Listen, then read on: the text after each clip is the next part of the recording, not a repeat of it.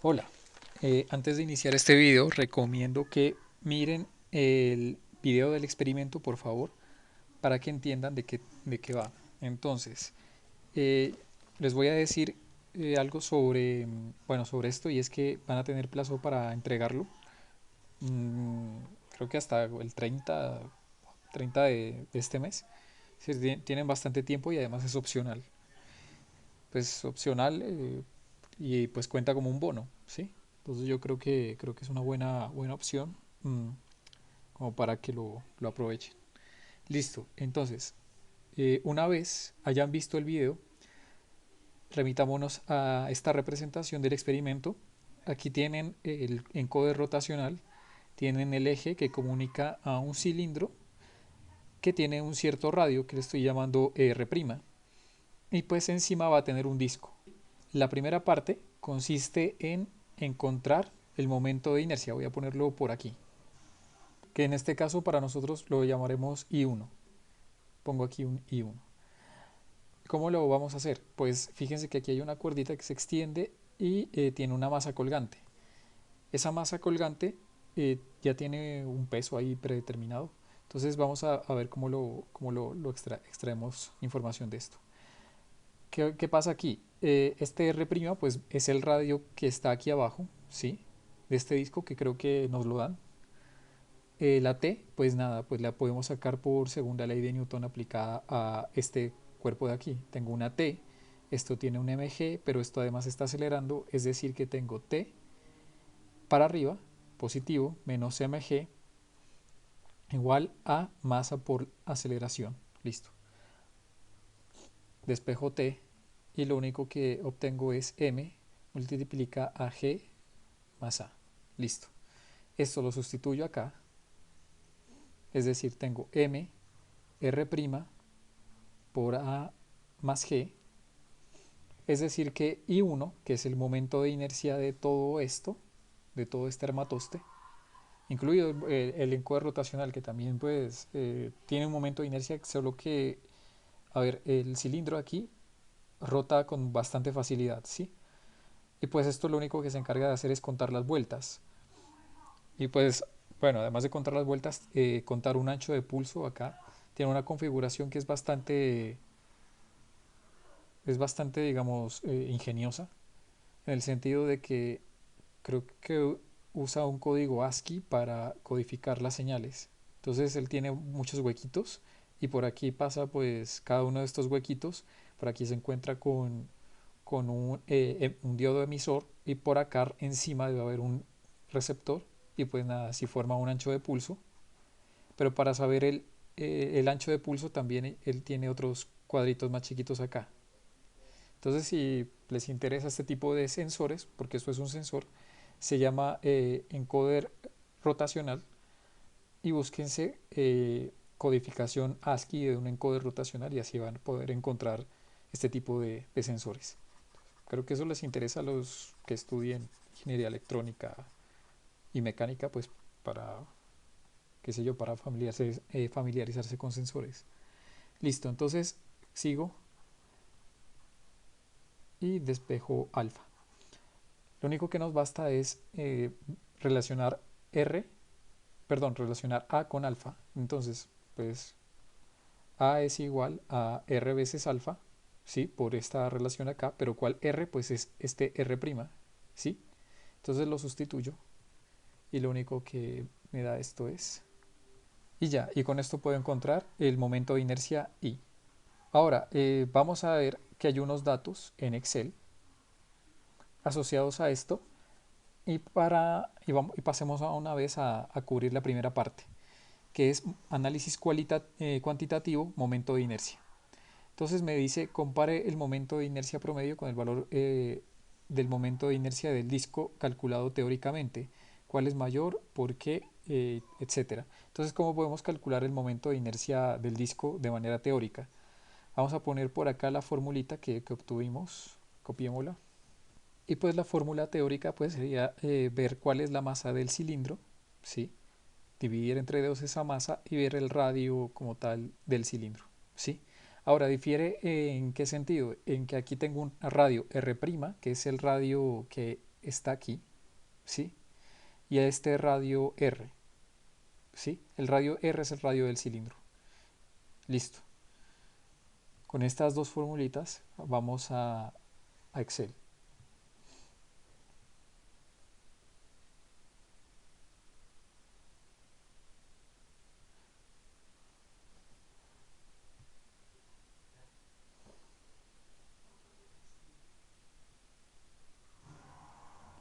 Listo. En Excel, ¿qué tenemos?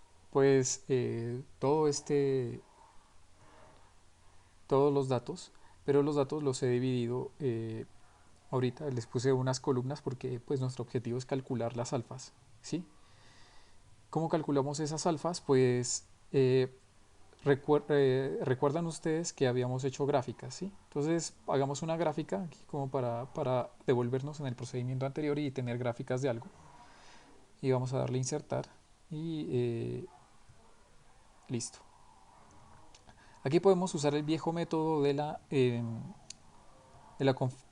regresión lineal sobre la gráfica. ¿Qué vamos a hacer ahorita? Pues intentemos no sacar estas regresiones lineales. Vamos a hacer un poquito esto más automático. Entonces lo que voy a hacer es darle una función que se llama pendiente. Entonces esa función me va a permitir seleccionar, me dice conocido y, en y va a estar la velocidad angular, es decir, selecciono esto hasta abajo, listo, y me dice después punto y coma, conocido en x, y eso debe ser pues B7, dos puntos C47, perdón, B47. Listo, perfecto, y le doy. Me da 13, 13, 5 o 13, listo. Vamos a ver si acá me da lo mismo, entonces para corroborar, vale la pena, le doy insertar línea de tendencia, doble clic en la línea de tendencia, presentar ecuación en el gráfico y listo. Me da exactamente lo mismo, la pendiente vale lo que he puesto acá, es decir, listo, este método me sirve. Y ahora pues hago lo mismo para los demás. Perfecto, así he obtenido tres valores diferentes de aceleraciones. Bien, calculemos ahora el momento de inercia y esto se va a hacer a partir de esta fórmula de aquí. Bien, esto lo único que nos dice es que es masa por el radio. El radio de la polea yo lo puse aquí, creo que no lo tenían en los datos, pero bueno, es de 4 centímetros. Por el radio de la polea por alfa más 980, porque esta es la gravedad en centímetros sobre segundo cuadrado, divido todo esto entre F7. Y ahora, ¿qué otra cosa necesito? Pues voy a fijar este parámetro de aquí, este parámetro de aquí, este y este. Lo fijo para que me quede fácil arrastrarlos. Listo. Por aquí tengo un valor ya de momento de inercia teórico y lo único que hice fue introducir estos datos, esta ecuación de aquí, me había faltado poner un cuadrado por allí, y entonces es D3, que es la masa del cilindro, por D2 al cuadrado, todo eso dividido entre 2 y pues me da esto 5000. Bueno, pues da un poco cercano, más bien está como en el medio. ¿Qué otra cosa debo hacer? Pues puedo sacar el promedio, ¿sí? Esto es igual a promedio y así obtener el valor experimental del momento de inercia del disco. Y bien, muy cercano al valor. Perfecto. Ahora vamos a hacer otra cosa. Y es analizar el experimento cuando hay una colisión. Entonces, expando esto. Ustedes se encargan de comparar el valor teórico con el valor experimental. Entonces voy a ponerle este experimental y este teórico. Y pues ya sabemos cómo comparar errores. Lo podemos hacer con un error porcentual en el valor en el momento de inercia. Entonces este sería I1 teórico menos I1 experimental dividido entre, perdón, I1 teórico. Listo. Y pues esto multiplicado por un 100%. Y pues hemos respondido todo esto. ¿Cuál es mayor? ¿Cuál es menor? Olvide tener en cuenta incertidumbre de este promedio. Ok. Entonces toca también calcular la incertidumbre. Entonces toca tenerlo en cuenta con la desviación estándar, ¿sí? Me faltó por aquí. Sí, creo que no la hice. Bueno, nada, pues cae dentro de la incertidumbre. Pues vamos a ver desviación estándar. ¿Desviación estándar de qué? De esto. 200, entonces sería un intervalo simetrizado de este y pues efectivamente cae el momento de inercia teórico cae adentro. Perfecto. Ahora sí, doy por cerrada esta pregunta, me devuelvo, voy a la parte de colisiones, borro esto.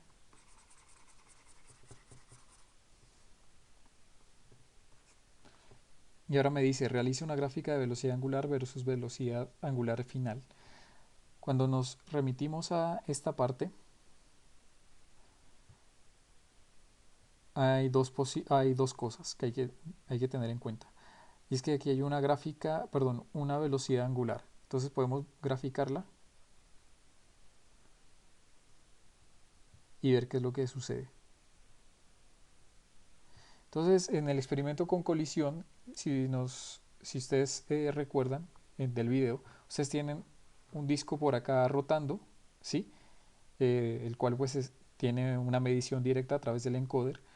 Y por acá ustedes le tiran otro disco, ¿sí? Que va en caída. Y pues los dos discos quedan pegados con una velocidad angular final. Entonces, pues nada, yo tengo aquí una velocidad angular inicial, omega i inicial, y pues también tengo un momento de inercia inicial, que es el que acabo de encontrar. Es decir, que tengo un L inicial, es decir, un momento angular inicial. Y aquí tengo un momento angular final, pues que sería el I1 más I2 por omega final. Nosotros sabemos que estos dos deben ser iguales, ¿sí? Por conservación del momento. Y pues listo, tenemos dos velocidades, es decir, que la gráfica de velocidades va a ir primero va a ser pues bastante, después de la colisión hay un decremento y nosotros podemos calcular cuánto valen estas velocidades. Podemos hacerlo a través de ya sea una regresión lineal y viendo la pendiente o a través de un promedio porque estas son casi constantes.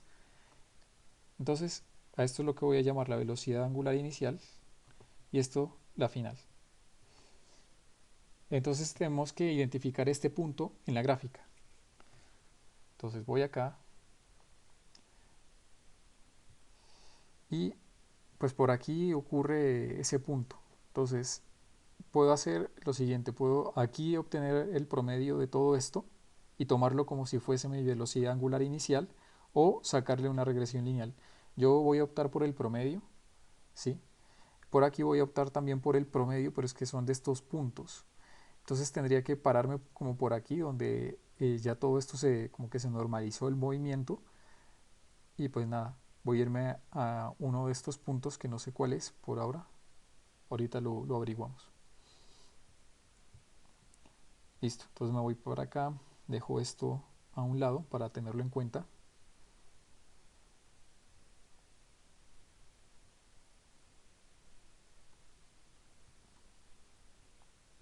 Listo, he subido la gráfica. Y ahora voy a identificar estos puntos. Me paro aquí. Me dice que ocurre en 3.40 segundos. Entonces 3.40 segundos. Lo identifico acá. Perfecto, vamos a ponerle una marca. Y en otro punto donde ocurre es en bueno, aquí donde se empieza como a normalizar la velocidad, yo diría es, bueno, sí, esto en 4.20. Entonces en 4.20 le pongo otra marca y empecemos a graficar los datos desde antes de esa marca. O bueno, a sacarle más bien el promedio. Ya no es necesario, pues, obtener otras cosas raras. Listo. Entonces voy aquí. La velocidad inicial sería esta. Perdón, promedio de.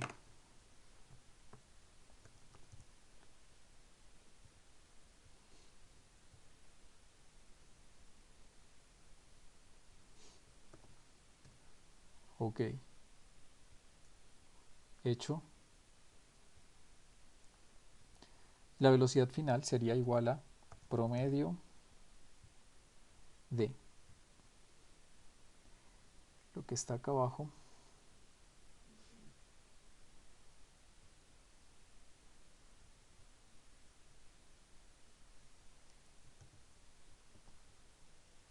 Oh, lo siento.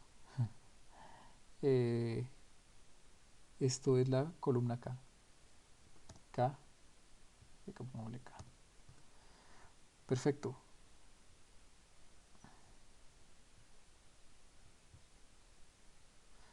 Y eso es lo que debo hacer para todas. Sí, para todos los demás, las demás velocidades angulares. Bueno, no lo voy a hacer. Ustedes van a tener que hacerlo. No, mentira, voy a hacerlo y ustedes ya conocen el procedimiento. Entonces, pues vamos a dar un salto. Bien, una vez obtenidas todas las velocidades, tenemos que relacionarlas, es decir, sacarle la pendiente a estas dos. Entonces, si ustedes se fijan aquí, he escrito dos ecuaciones, una que proviene de la conservación del momento, nada más pegué esta parte y la puse aquí, y la otra pues nada, es la misma, pero despejando el i sub 1, y lo que ustedes tienen aquí es una pendiente, ¿sí? Bueno, ustedes la pueden llamar m mayúscula para no confundirse, o m mayúscula moñito de pronto, pero esa es la pendiente que la relaciona. Si yo me voy aquí, pues puedo escribir eh, pendiente. ¿Qué quiero que vaya en el eje Y? Pues doble omega i, es decir, omega inicial. Selecciono todo esto. Y en el eje Y yo quiero que vaya esto, omega final, y le doy enter. Y me dice que la pendiente es 1.6. Entonces se espera que la pendiente sea mayor que 1, ¿sí? Esto se debe a que si yo me voy aquí y pues nada, distribuyo el i sub 1 más i sub 2, aquí tenga un 1 más algo. Y ese algo pues hace que ya esta ecuación no valga, esta pendiente no valga 1. Entonces es de esperarse. ¿Qué otra cosa, qué otra información útil podemos obtener de aquí? Si ustedes se fijan, como tenemos m y sabemos, pues sabemos que es este cociente, yo puedo pasar i1 a sumar e igualarlo con i1, i2. Claro, de aquí podría irme más lejos y despejar i2 y saber el momento de inercia de lo que se acaba de tirar, del objeto, ¿sí? Del disco superior. Pero yo no quiero hacer eso, sino aprovecharme de que esta parte es igual a esta parte y por lo tanto obtener LF, ¿sí? Que es una de las preguntas que también se me hace aquí en el análisis cuantitativo. Primero me dice, realice una gráfica de velocidad angular y todo esto, ya lo hicimos. ¿Qué relación espera entre esas dos variables? Entonces la relación que uno espera entre esas dos variables la dijimos aquí, que sea, el, que sea esta pendiente. Ah, bueno, no hemos hecho lo de la gráfica, pero pues no tiene gracia, ya ustedes han hecho eso varias veces. Así que pues no lo voy a decir cómo hacer. Realice un ajuste adecuado y discuta los valores de los parámetros de ajuste. Ejemplo, intercepto en Y son los valores esperados para este experimento. Bueno, ustedes pueden encontrar el intercepto en Y para ver qué es. Puede ser una, digámoslo, la cantidad que se necesita añadir para que el teorema de conservación, perdón, la conservación del momento se dé. Que la verdad, pues va a ser eso. Y también esta relación también la pueden explorar. Esta relación pues la vamos a usar ahorita. Y acá me dice realiza una gráfica de momento angular final versus momento angular inicial. Listo, ahora sí es momento de usar esta relación útil de aquí. Entonces voy a ponerlo, voy a escribir qué es LI. Nosotros sabemos que LI es el inicial, que es I1 por omega 1. Entonces, o, eh, ¿qué es I1? Pues es lo que obtuvimos acá. Entonces voy a escribir, es este, ¿sí? Recuerden que ese era el momento de inercia, el promedio de estos momentos de inercia, que era el momento de inercia experimental. Y era el momento I sub 1, ¿sí? Por la velocidad, le doy enter y arrastro todo esto. Bueno, primero fijo el parámetro para que no se corra. Perfecto. Y ahora voy con la final. La final es igual entonces a la pendiente, es decir, esto, por I sub 1, pero I sub 1 ya la habíamos calculado, es decir, esta. Otra vez me posiciono acá, enter. Ah, bueno, y me falta todavía la velocidad, por la velocidad final. Arrastro esto.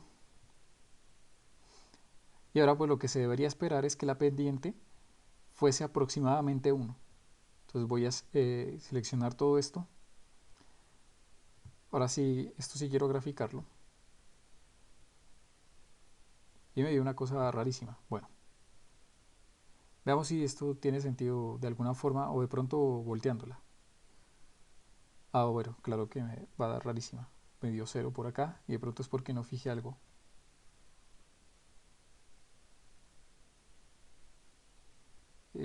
Listo, no fijé esto. Espero que aquí haberla fijado.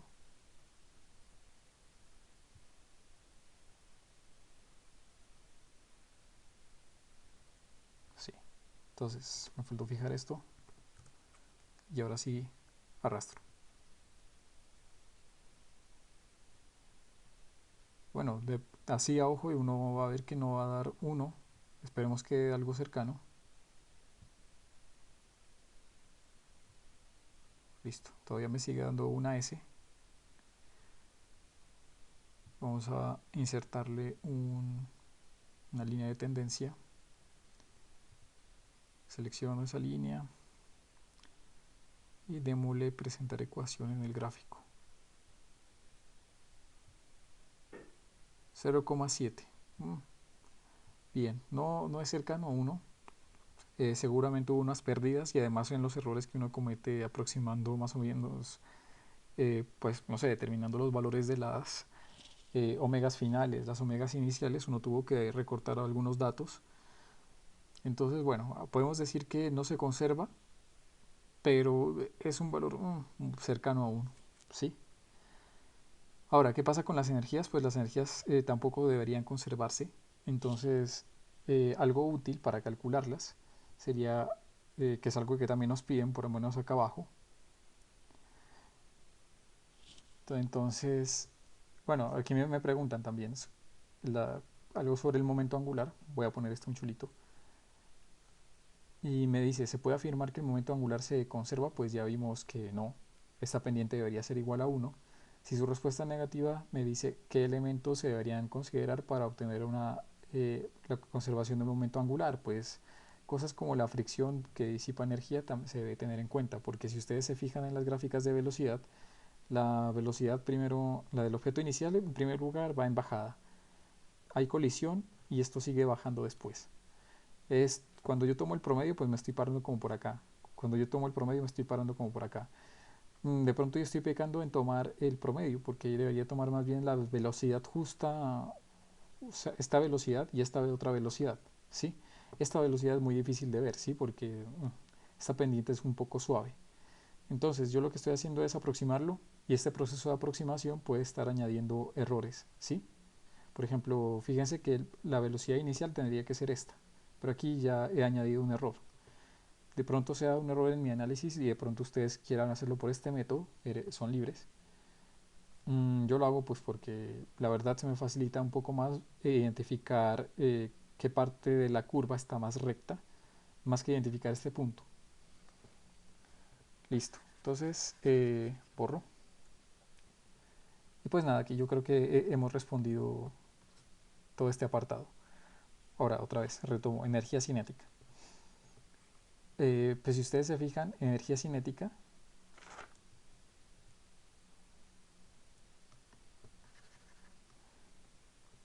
pues es igual a un medio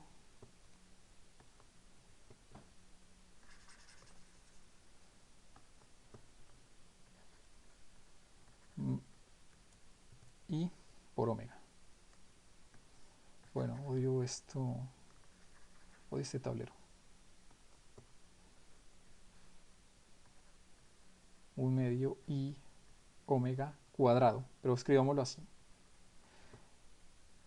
Y bueno, y si estamos hablando de velocidad inicial o perdón, energía cinética inicial, pues esto sería I1 I omega I.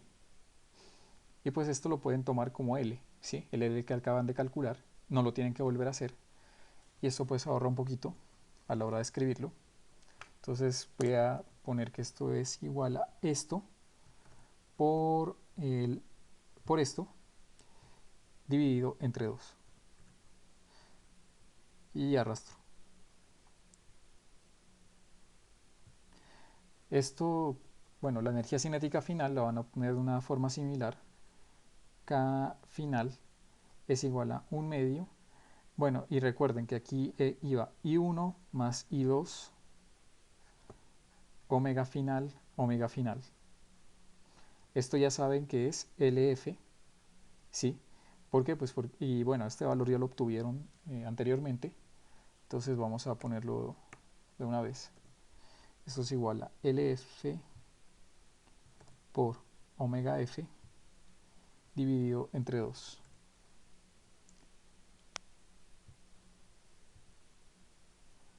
Bueno, pequé haciendo esto, no puedo hacerlo. Bueno, aquí sí que se notan algunas diferencias, creo que se notan muchísimo. Ok, ok, todo está bien. Y pues nada, tengo que graficar esto.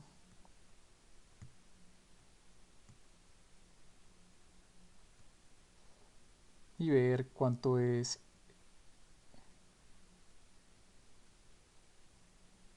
esto, cuánto es la pendiente,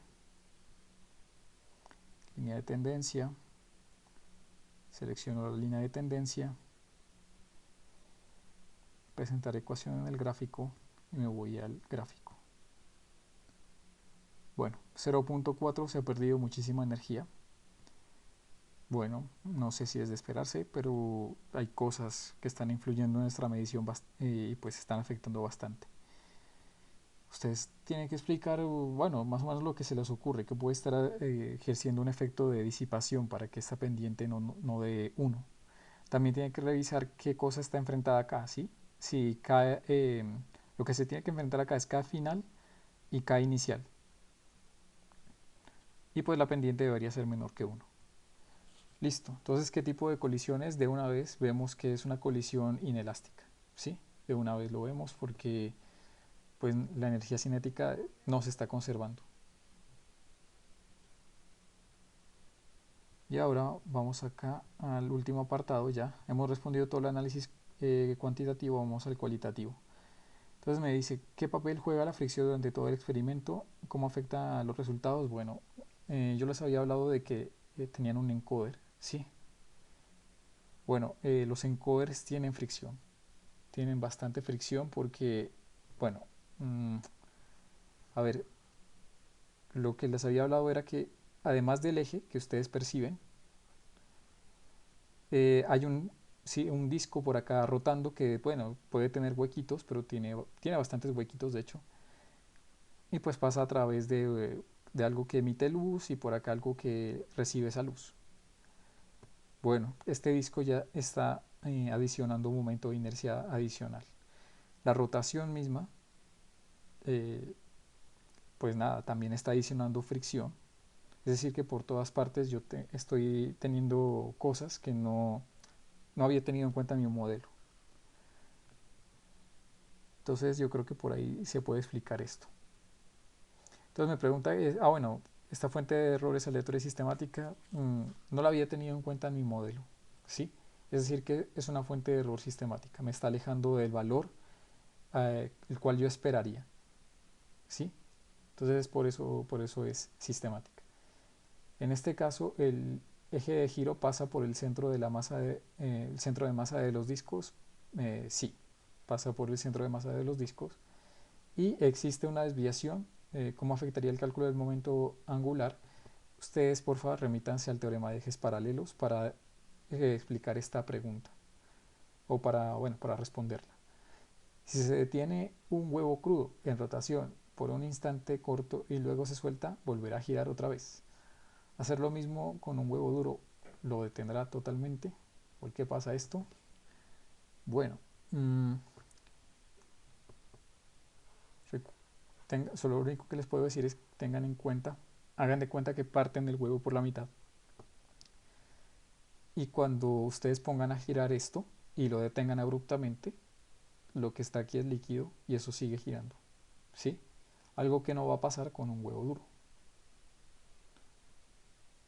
Entonces, claro, bueno, el huevo crudo va a seguir girando, pues porque ustedes detuvieron esto de manera abrupta, listo, el cascarón en un momento inicial se detiene, pero esta cosa tiene viscosidad.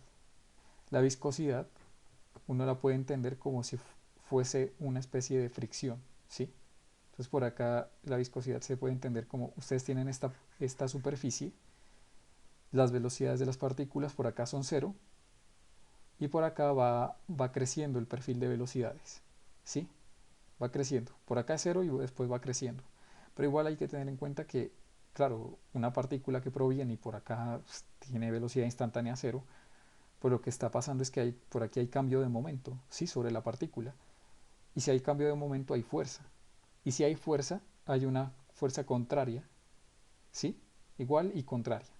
Es decir que por eso después de un cierto momento, como esta es la superficie, pues nada, si ustedes siguen poniendo superficies como les acabo de decir, pongan así, así, así hasta formar el círculo, pues esto volverá a girar.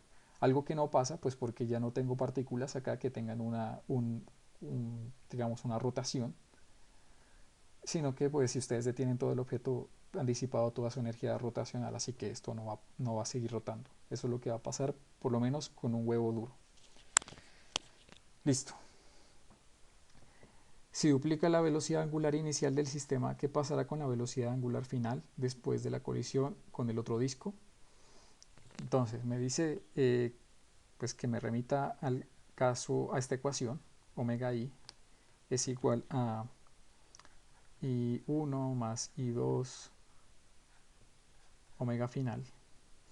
Y me dice que ahora tengo dos veces omega i. Entonces voy a borrar esta omega i y voy a poner aquí dos veces omega i.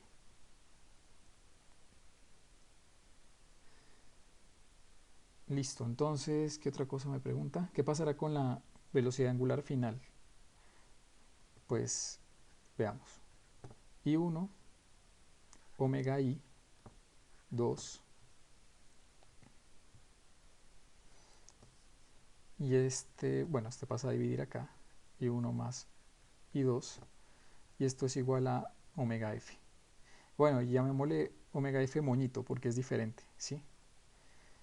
Entonces, si yo veo esto es omega f, no moñito, es decir, cuando yo solo tengo omega i, es decir que se duplicó. Listo, entonces eso fue lo que pasó. ¿Qué pasa si la velocidad angular se reduce a la tercera parte? No lo voy a contestar, solamente tendrían que hacer lo siguiente, sustituir omega i por otra omega i sería una omega i moñito, que sería igual a omega i tercios. Y por ahí hacen el mismo procedimiento que yo acabo de hacer acá y le tiene que dar, creo que la respuesta. Listo, eso es todo. Y